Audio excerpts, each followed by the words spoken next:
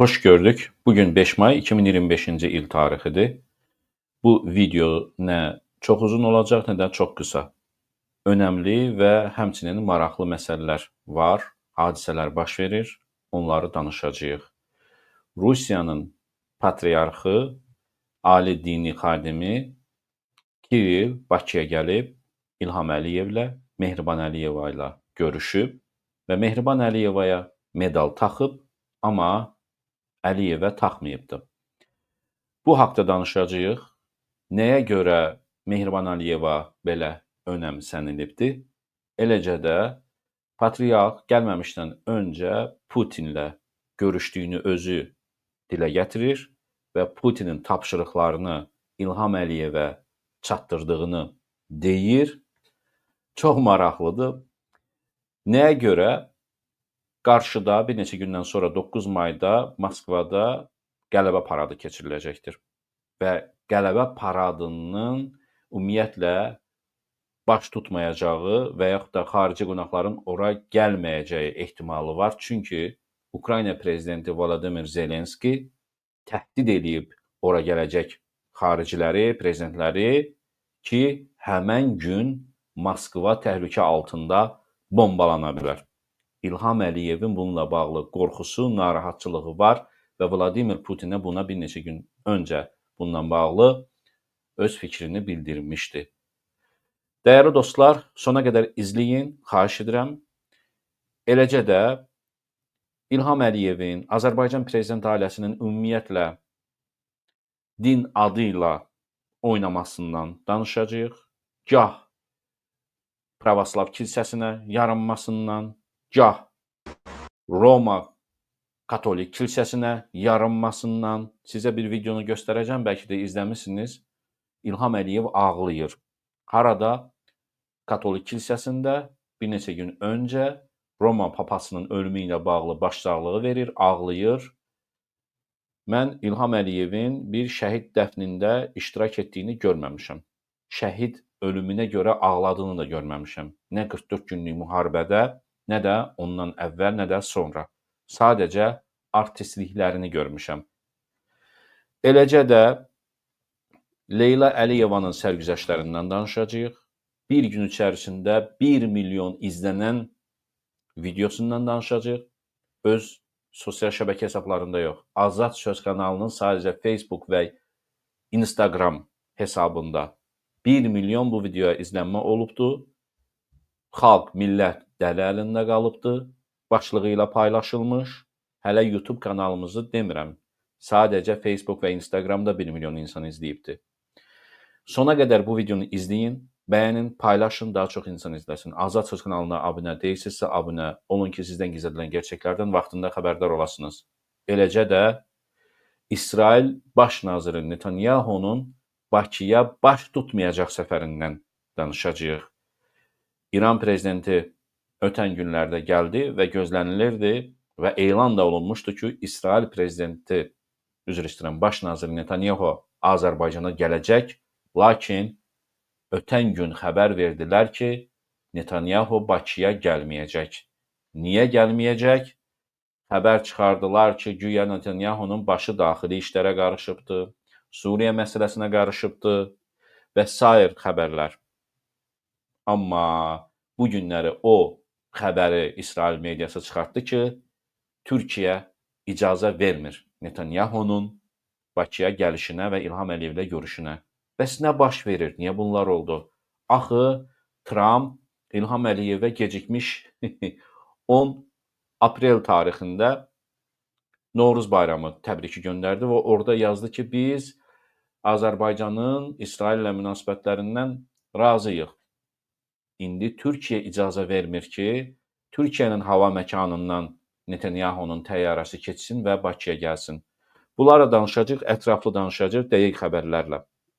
Dəyərli dostlar, ilk öncə mən istərdim ki, elə bu birinci videodan başlayaq.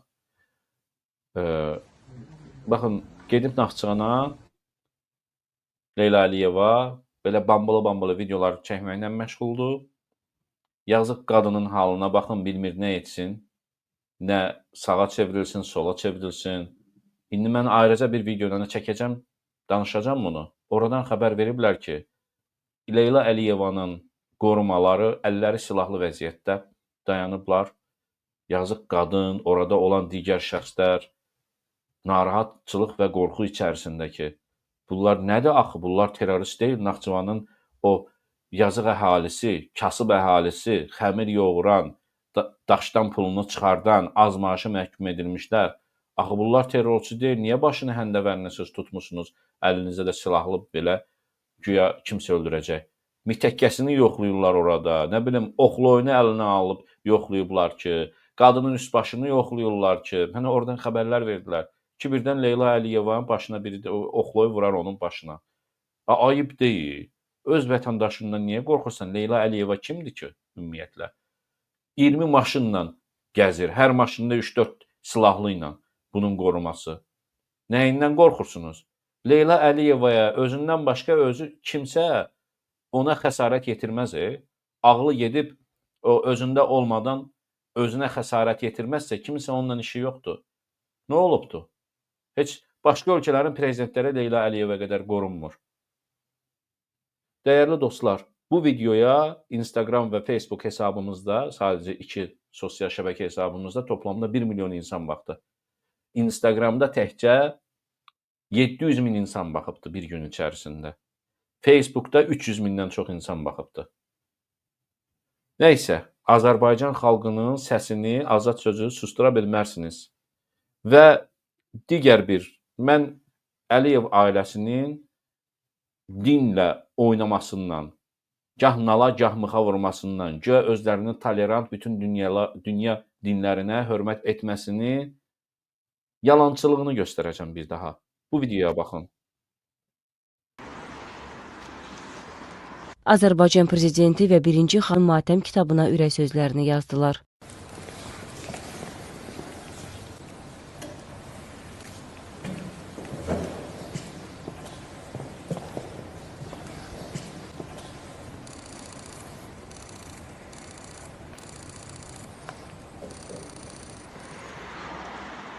Sonra dövlətimizin başçısı və birinci xanım Vladimir Fekete ilə söhbət etdilər. Roma papası Fransisk ilə görüşlərini və onun Bakıya səfərini məmnunluqla xatırlayan dövlətimizin başçısı qeyd etdi.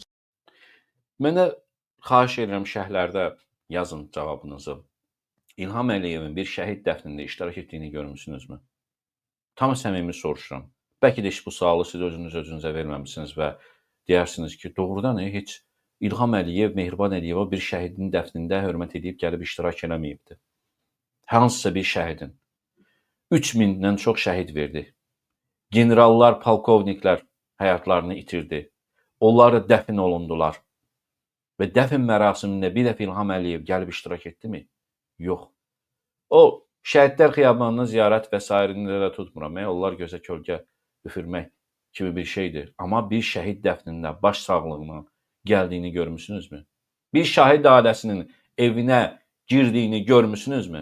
Deyirsiniz ki, Leyla Əliyeva ötənləri getdi Polad Həşimovun evinə anasını ziyarət elədi. Mən Leyla Əliyevanı demirəm. Leyla Əliyeva bir kənara. O da, onun da məlumatını biz bölüşəcəyik ki, orada çıxartdığı hoqqalardan danışacağam mən sizə növbəti videolarda Leyla Əliyeva. Anar Ələkbərov harada gedir? Anar Ələkbərov yanında gedir. Çünki Leyla Əliyeva özünü idarə edə bilmir. Anar Ələkbərov hər dəfəsində onu sağa sola yönləndirir ki, bunu et, bunu etmə. Bir dəfəsində Anarı vurubdu. Anar Ələkbərov prezidentin köməkçisini vurubdu ki, sən mənə yol göstərirsən. Şillə qoyubdu qulağının dibindən. Bilməm, özündə olub, yoxsa o. İndi bunlar sizə dedikodu kimi gələ bilər. Bunlar gerçəklərdir. Mənə axı xəbərlər çatır, bilirəm mən. Dəyərli dostlar, İlham Əliyevin bir şəhid dəfnində iştirak etdiyini, bir şəhid ailəsinin evinə getdiyini görmüsünüzmü? Hə? Yox. Mehriban Əliyevanı görmüsünüzmü? Yox. Amma Roma papasına başsağlığı verir. Gedir onun yas mərasiminə. Bəziləri dedilər ki, Tural bəy, bu həqiqətə oxşamır. Gerçəkdir, Azərtac, başqa Azərbaycanın televiziyaları bunu yayıbdır. Amma İlham Əliyev, bilmirəm, utandığındanmı, nədimi, özünün sosial şəbəkə hesabında, prezident az saytında və s. bu videonu paylaşmayıb nəysə. Çünki bilir ki, cəmaət bunun sifətinə tüpürəcək ki, sən bir şəhid dəfninə getmirsən, sən Roma papasının dəfninə və yaxud da ona başsağlığı verməyə ağlayaraq gedirsən? Nə artistlik eləyirsən? Kimə eləyirsən bu artistliyi? Kimə? Xristian Roma dünyasına. Niyə? Çünki Əliyevin pulları Vatikan kilsəsindədir. Dünyanın ən gizli bankı Vatikan bankıdır. Vatikan gizli bankı. Google-da axtarış versəniz Vatikan bankı, dünyanın ən gizli bankı, bu sözləri ilə yazsanız cavab çıxacaq ki, Vatikan bankı. Vatikan kilsəsinin bankı. Oranı kimsə quraşdıra bilmir, araşdıra bilmir. Oranı kimsə yoxlaya bilməz. Heç bir dünya, heç bir prokuratura, heç bir istintaq ora müdaxilə edə bilmir. Jurnalistlər ara-sıra yazanda o jurnalistlərin başına nələr gəlir? Çünki ora çoxlu pullar yatırılır. O pulları Azərbaycan prezidenti də, ailəsi də çoxlu pullar yatırıbdır. Milyardlarla söhbət puldan gedir. Amma ora yatırılan pullar çünki gizli qalır. Heç vaxt o bank hesabat verməz. Polis də gəlsə dirəsə, prokurorluq da, məhkəmə də nə qərar çıxarır, çıxartsın. Dünyanın hansı xüsusi xidmət orqanı neynəsin, o bank heç bir açıqlama vermir ki, bizim banklarda kimlər hesabları var, neçə milyardları var. Amma onların da öz qaydaları var, tələbləri var.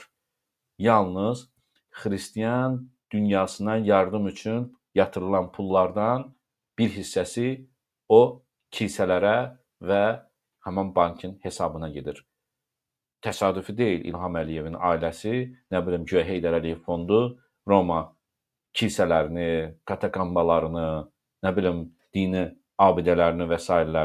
təmir elətdirir. Bunlardır səbəb. Dəyərli dostlar, əslində isə biz qayıtmalıyıq. Danışığımız bizim indi gələcəyik. Romadan keçirik pravoslav dünyasına indi. Mehriban Əliyevaya orden taxan Moskva və Ümrusiya patriarxı Kirildən danışacaq. Bakıya niyə gəlibdir? Bakıya niyə gəlib? İlham Əliyevi Moskvaya aparmaq üçün, gətirtmək üçün Putindən tapşırıq aldığını da deyir. İndi mən sizə videonu da səsləndirəcəm. Burada mən göstərmək istəmirəm. Dəyərli dostlar, yeni qoşulanlar, xahiş edirəm ki, videonu bəyənin, paylaşın, daha çox insan izləsin.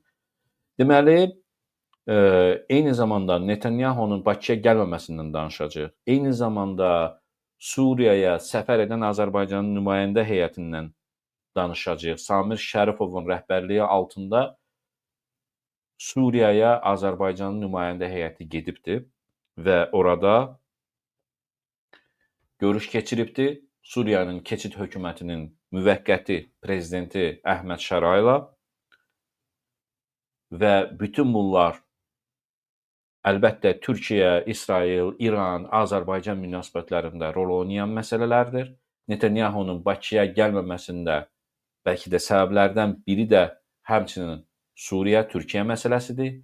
İran prezidenti ilə Azərbaycan prezidenti görüş keçirdi. Bu görüşün nəticələrindəndirmi həm də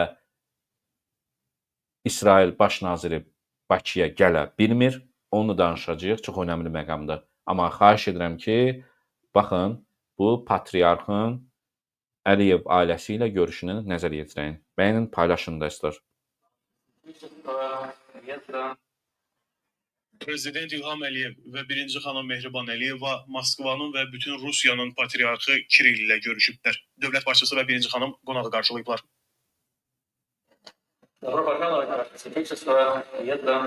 Zat-ı aliləri, xoş gəlmisiniz. Sizi görməyimə çox şadam. Dəvətimi qəbul etdiyinizə və Azərbaycana səfərə gəldiyinizə görə sağ olun. Siz Azərbaycanda birinci dəfə deyilsiniz. Mehribanla bizim sizinlə əvvəlki görüşlərimizlə bağlı çox yaxşı xatirələrimiz var. Zaman sürətlə keçir. Sizin ötən səfərinizdən artıq 6 il keçib. Və əlbəttə, bu vaxt ərzində həm dünyada, həm ölkəmizdə, həm də regionda öyrəşdiyimiz stereotipləri tamamilə dəyişən hadisələr baş verib. Xalqlarımız arasında münasibətlərə gəldikdə, məhz bu məsələdə hər şey sabitdir. Biz ənənəvi olaraq bir-birimizə böyük rəğbət, hörmət, qarşılıqlı dəstək göstəririk və şadam ki, xalqlarımız arasında möhkəm əlaqələr dövlətlərarası münasibətlərin bu cür bünövrəsini təşkil edir.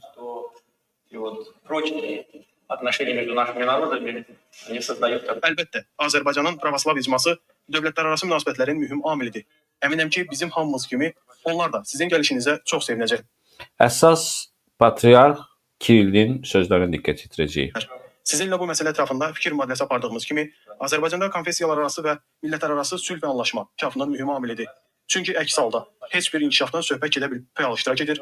Bütövlükdə Azərbaycanda yaşayan çoxsaylı xalqların bütün digər nümayəndələri ilə birlikdə ölkəmizin ümumi inkişafına Nəysə. Встречаться, общаться всегда нам очень приятно. Я еще раз хочу вас biz sizin uzun illər ərzində Azərbaycan xalqının böyük dostu olduğunuzu bilirik. динамика будет сохраняться. İndi Patriarx Kiril danışır və İlham Əliyevi yalanladığını da indi görəcəksiniz. İlham Əliyev burada deyir ki, sizi mən dəvət etmişəm. Bəlkə də rəsmi olaraq belə bir şey yazılıbdır. Amma həmişə belə olur. Deməli, Putin Rusiya tərəfindən, Patriarx tərəfindən, daha doğrusu Putinin administrasiyası tərəfindən İlham Əliyevə deyilir ki, Patriarx sizə gələcəkdir. Ona protokol qaydaları ilə dəvət göndərin və s. Və İlham Əliyevin ofisi administrasiyası da Patriarxa məktub göndərir ki, sizi burada görmək istəyirik, dəvət edirlər. Yəni qayda belədir. Yəni elə bil ki, Putin bir nazirini tapşırır ki, başqa bir naziri ilə bir iş görsün. Çünki Əliyevi bir naziri kimi və yaxud da qubernatoru kimi görür Putin. Və indi qulaq asın, Patriarx nə deyir? Etiraf edir ki, Putin onu bura göndərib. Zat aliləri, möhtərəm cənab prezident İlham Əliyev, möhtərəm Mehriban xanım. Qarşınızda yəqin ki, öz ilahi missiyası ilə əlaqədar bütün dünya ölkələrinə səfər etmək imkanına malik olan insan əyləşib. Bu, müəyyən mənada xüsusi təcrübədir. Həm də sadəcə müəyyən zaman ərzində deyil. Tarix boyu səfər etmişəm. Nəysə. Vəziyyəti müqayisə edə bilərəm. Siyasətə baxış formalaşdırdı. Niyə gizlədim ki, hansısa ölkəyə gələndə, hətta dialoqa girəndə, dövlət başçıları ilə ünsiyyətdə olanda belə özünü heç də həmişə rahat hiss etmirsən. Çünki elə məsələlər var ki, bəlkə də danışmaq və xatırlamaq da istəmirsiniz. O ki qaldı sizin mübarək ölkənizə, sanki buraya həmişə qanadlanıb uçursan. Sağ olun. Əvvəla zənnimcə bu sizin şəxsiyyətinizlə və təbii ki, icazənizlə deyərdim, sizin gözəl həyat yoldaşınızın şəxsiyyəti ilə bağlıdır. Bu bir növ insani səmimiyyət, həqiqi dostluq hissidir. Bax bu, necə deyərlər, qəlbi hərarətləndirir və hər zaman aramızda olan belə düzgün, etibarlı, dürüst dialoqa sövq edir. Əgər Rusiya-Azərbaycan münasibətlərindən danışırıqsa, mənə elə gəlir ki, indi hər şey çox yaxşı inkişaf edir. Tanrı qismət eləsin ki, bu belə də davam etsin. Moskvadan yola düşərkən Vladimir Vladimiroviçlə görüşmək imkanım oldu. Qəlbi hərarətləndirir və hər zaman aramızda olan belə düzgün, etibarlı, dürüst dialoqa sövq edir. Qulaq asın. Buradan başlayır əsas məsələ və etiraf. Putinlə görüşür, bura gəlir. Əgər Rusiya-Azərbaycan münasibətlərindən danışırıqsa, Vladimiroviçlə görüşmək imkanından danışırıqsa, mənə elə gəlir ki, indi hər şey çox yaxşı inkişaf edir. Tanrı qismət eləsin ki, bu belə də davam etsin. Moskvadan yola düşərkən Vladimir Vladimiroviçlə görüşmək imkanım oldu. O da sizin haqqınızda çox səmimi şəkildə yaxşı, düzgün sözlər dedi. Məndən xahiş etdi ki, 80 illik yubileyə dəvəti çatdırım. Yəni qələbə paradına gəlsin İlham Əliyev. Və siz bu mühüm tarixi qeyd etmək üçün Moskvaya səfər edə biləsiniz. Eşitdinizmi dəyərli dostlar? Bizim prezidentimiz də siyasi jest naminə öz əqidəsini dəyişməyə meyilli deyil. Eşidirsinizmi? Burada söz soxur İlham Əliyevə. O ya susacaq, ya da düşündüyünü açıq şəkildə deyəcək. Bu bir həm də təzyiqdir, təhdiddir, açıq, lütfkaranə sözlərlə. Vladimir Vladimiroviçlə Yəni gəlməsən, cavabını alacaqsan. Vladimir Putin sözü üzünə deyəndir, hərəkəti də edəndir. ünsiyyət təcrübəsi olan biri kimi deməliyəm ki, onun sözlərində belə səmimi rəğbət və belə açıqlıq hiss etdim. Buna şahidlik edə bilərəm. Ona görə də ümid edirik ki, siz bu əlamətdar tarixlə, dəhşətli düşmən üzərində qələbənin 80 illiyi ilə əlaqədar Moskvaya səfər edə biləcəksiniz. Yəni burada nə var ki? İlham Əliyevə təzyiqdir bu. Ki, Moskvaya səfər edəcəksiniz. Ümid edirik ki, də edəcəksiniz. İlham Əliyevdə özündə narahatçılıq var ki, Moskva həmən günü bombalana bilər. İlham Əliyev bu narahatçılığı bir dəfə yaşayıbdı. Ondan sonra heç Rusiyaya getməyibdi. Keçən ilin dekabr ayının 25-də İlham Əliyev təyyarəsi Rusiyada qəza şəraitinə yaxın idi. Geri qayıdır. Hansı ki, Azalın təyyarəsi vurulduğu gün İlham Əliyevin təyyarəsinin GPS siqnalları da sıradan çıxarılmışdı. Əliyev qorxu içərisində Bakıya qayıtmışdı. Yadınızdadır? İlham Əliyev dedi ki, mən Bakıya qayıtdım, çünki Azalın təyyarəsi vuruldu, qayıtmalıydım. Azalın təyyarəsinin vurulmasına görə yox, özünün təyyarəsinin Moskva ətrafında vurulmasından narahat olmuşdu. İndi bu narahatçılığını Vladimir Zelenskinin sözlərindən sonra Putinə çatdırıbdı və israrla bir neçə dəfə patriarx Kiril İlham Əliyevə bildirir ki, gələcəksiniz, gəlməyinizi ümid edirik və s. Putin yoxsa öz sifətini göstərəcəkdir. Yəni, təbii ki, İlham Əliyevə patriarx deyə bilməz ki, xüsusən də açıq görüşdə və ictimaiyyət qarşısında, kamera qarşısında. Amma ictimaiyyətin də anlaması üçün İlham Əliyevə xoş sözlər altında bir təhdidi bildirir, Putinin təhdidini. Bunlar belə qəbul edilməlidir, belə də anlaşılmalıdır. Dəyərli dostlar, mən düşünürəm ki, siz də ağlınız başınızda olan, yəni analiz etməyi bacaran insanlarsınız və başa düşürsünüz ki, Kiril burada nəyi deyir. İndi mən konkret Volodymyr Zelenskinin sözlərinin jurnalistə cavabında Moskvanın vurulma ehtimalından danışmasından söhbət açacağıq, oxuyacağam. Sonra Moskvanın və bütün Rusiyanın patriarxı Kiril Rus Pravoslav Kilsəsinin 1-ci dərəcəli müqəddəs Knyaginya Olga ordenini 1-ci vitse-prezident və Heydər Əliyev Fondunun prezidenti Mehriban Əliyevaya təqdim edib. Gəl, bundan az sonra indi mən danışacağam, dəyərli dostlar. Deməli, Volodymyr Zelenski ötən günlərdə 9 may hərbi parada xarici ölkə nümayəndələrinin bu tədbirdə təhlükəsizliyi ilə bağlı məsuliyyətin Ukraynanın üzərində olmadığını bildiribdir.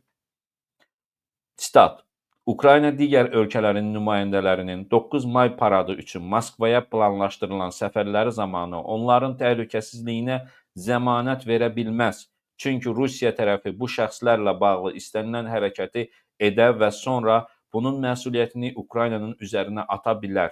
Ukrayna isə Rusiya ərazisində baş verənlərə görə məsuliyyət daşımır, deyə Zelenski bəyan edibdir.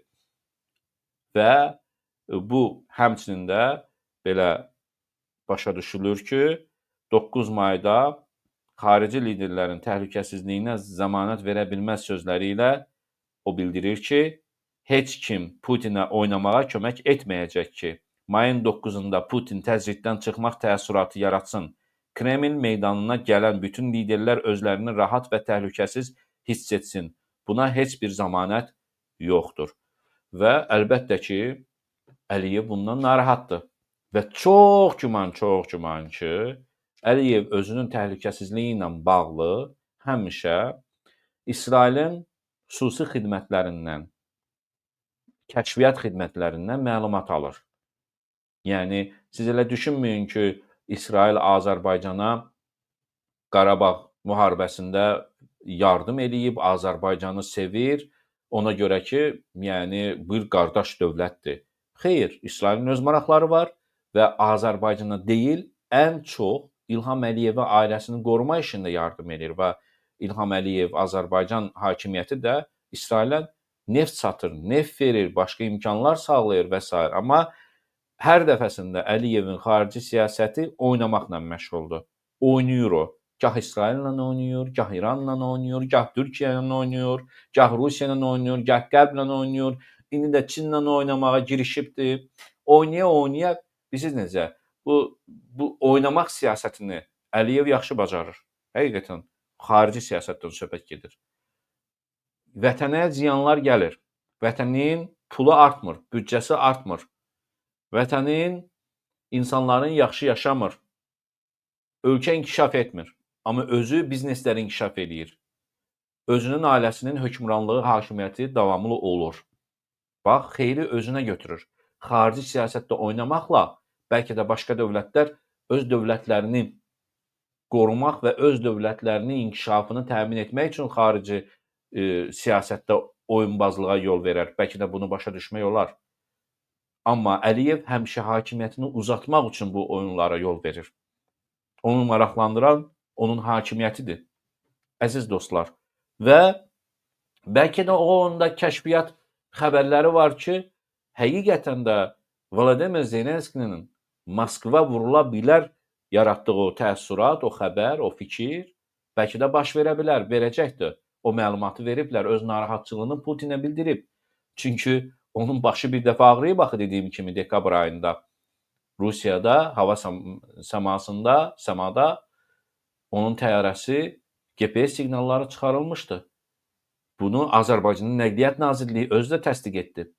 Və bunun yenidən baş verməyəcəyinə kim zəmanət verə bilər? Və Vladimir Zelenski özü də etiraf eləyir və bildirir və təhdid eləyir və boş yerə eləmir məncə. Vurulubdur. Həştərxan vurulub, Astarxan vurulubdur. Deməli, Çeçenistan ərazisi vurulubdur, Moskva yaxınlıqları vurulubdur dronlarla, Kazan uzaq Kazana vurulubdur. Hələ mən Ukraynanın sərhəd yaxınlıqları və s. demirəm. Rusiya ərazisini 2 dəfə Ukrayna dronları ilə vurulubdur. Yəni bu realdır və bu reallığı da İlham Əliyev öz canını hər şeydən çox istəyir. Və mütləq gedəcəksə əgər 9 may paradına Mehriban Əliyeva ilə gedəcəkdir. Mehriban Əliyeva ilə gedəcəkdir. Çünki Ukrayna vura bilər və yaxud da elə Putin özü də vura bilər. Yəni bunu da çünki yəni Zelenski bildirir ki, Rusiya ərazisində baş verənlərə Ukrayna məsuliyyət daşımır. Çox şey ola bilər. Azərbaycan təyyarəsini Grozny səmasında kim vurmuşdu? Ukraynalılar vurmuşdu. Kimlər vurmuşdu? Əlbəttə ki, Rusiya ordusu vurmuşdu. Amma ona görə də bir təzminat da ödəmədi. Üzr istəmədi. Putinin İlham Əliyevdən üzr istəməsi yox, Azərbaycan xalqından üzr istədimi? Etiraflar edildimi? Bunu biz törətmişik və həmən onu törədənlər məsuliyyətə cəlb edildimi? Yarım ildir ki, istintaq gedir, yox, hər kəs də bildi. Azərbaycanın Xarici Kəşfiyyat Xidmətinin nüfuz dairəsində olan adamlar, Orxan Sultanovun kanalları, Kalibiraz və s. açıqlama vermədilərmi ki, biz bilirik ki, hətta adlarını bilirik ki, kimlər bunu törədibdir, Azərbaycan təyyarəsini kim vurubdur, etiraf eləyin, istintaqa cəlb eləyin, cəzalandırın, həbs edin, dedi. Nə oldu?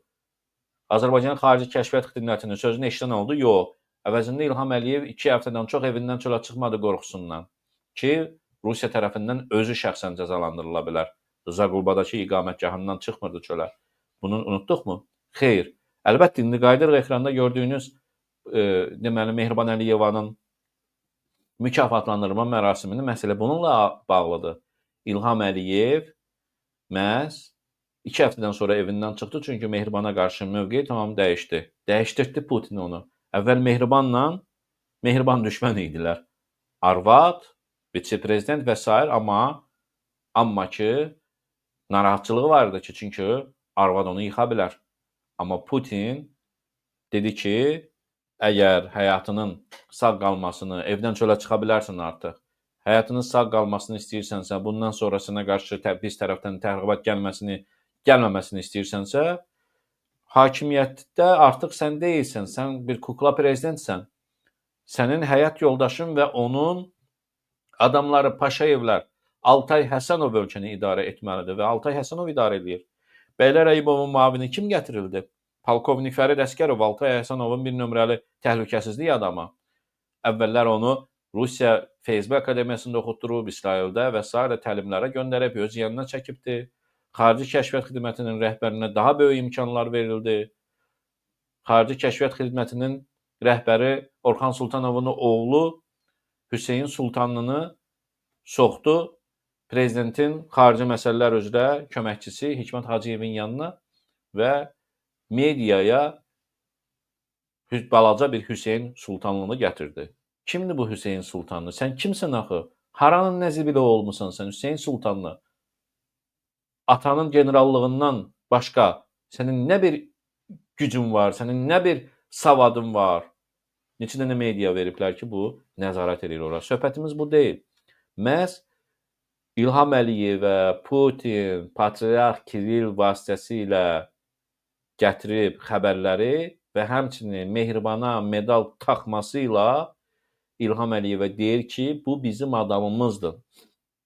Sən ayrı bir adamsan, yeri gəlsə səni çırpma ilə uzaqlaşdırarıq, vurarıq. Mehriban isə bizim toxunulmaz müqəddəsimizdir. Bəli, bu o deməkdir.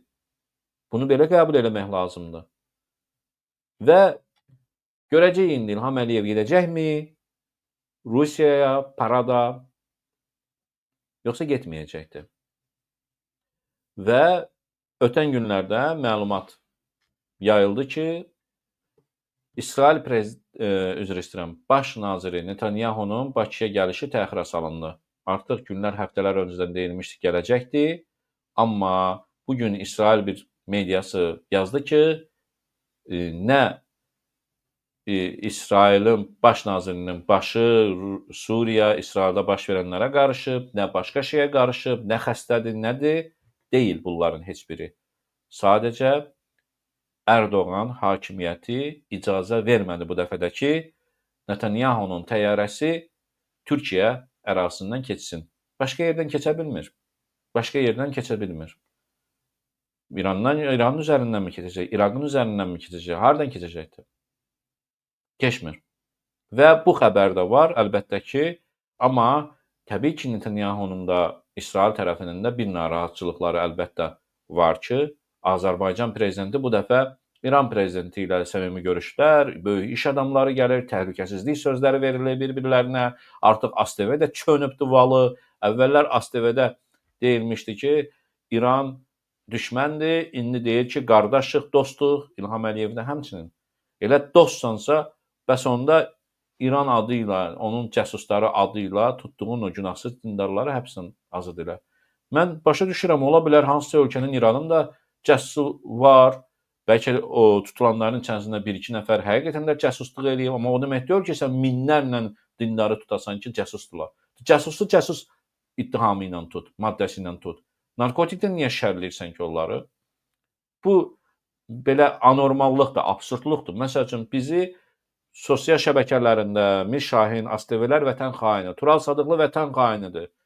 Nə bilim, vətənə xəyanət eləyib, dövlətə xəyanət eləyib. Yaxşı, mən dövlətə xəyanət etmişəmsə, vətənə xəyanət etmişəmsə, cəsusluqla məşğulamsa, gah deyirlər İrana cəsusluq eləyir, gah deyir Ermənistana cəsusluq eləyir, gah deyir Avropaya cəsusluq eləyir. Mənə onda cəsusluq maddəsindən cinayət şaşda. Mən onda vətənə xəyanət maddəsindən cinayət şaşda. Niyə yalançı hansısa bir dələduzluq maddəsindən cinayət işi açırsan? Hakimiyyəti zorla ələ keçirməyə çağırışlar maddəsindən cinayət işi açırsan? Mən vətən xainiyəmsə, bu maddə ilə aç da mənə. Özünüzü ifşa edirsiniz. Dəyərli dostlar, çox başınızı ağrıtmaq istəmirəm. Bir yarım saatlıq bunları sizinlə müzakirə edim, danışaq. Sizin doğruları, gerçəkləri bilməyə haqqınız çatır. Görək ki, Zelenskinin dediyi təhdidlər baş verə bilərmi? Rusiya öz təhlükəsizliyini qorumaq üçün hansıları həyata keçirəcəkdir? İndi Putin üçün 9 may paradında xarici ölkələrin liderlərinin gəlib iştirak etməsi hava su qədər önəmlidir. Vladimir Putin çağırış etmişdi Ukrayna tərəfinə ki, 3 günlük 7-si, 8-i, 9-u 10-na kimi səhv etmirəmsə, qələbə günü münasibəti ilə atəşkəs elan olunsun. Lakin Zelenski dedi ki, atəşkəs olursa, bir dəfəlik olsun, sülh bağlansın və Rusiya öhdəliklərini həyata keçirsin. Əgər olmursa, onda 3 günlük bizə lazım deyil. Rədd cavabı verdi Putinə və bildirdi ki, paradda iştirak edənlərin həyatları təhlükədədir. İlham Əliyev indi görək edəcək, getməyəcək. Deməli, Rusiyanın baskılarını, Putinin hətta Patriarx Kiril vasitəsilə İlham Əliyevə açıq ictimaiyyət qarşısında da gözəl sözlərlə olsa da onun altında yatan təhdid mesajlarını da eşitdiniz siz. Hələ bu qədər. Xahiş edirəm sonda bu yayından çıxmadan öncə yayımı bəyənin, paylaşın. Əgər bəyənməmisinizsə, salamat qalın.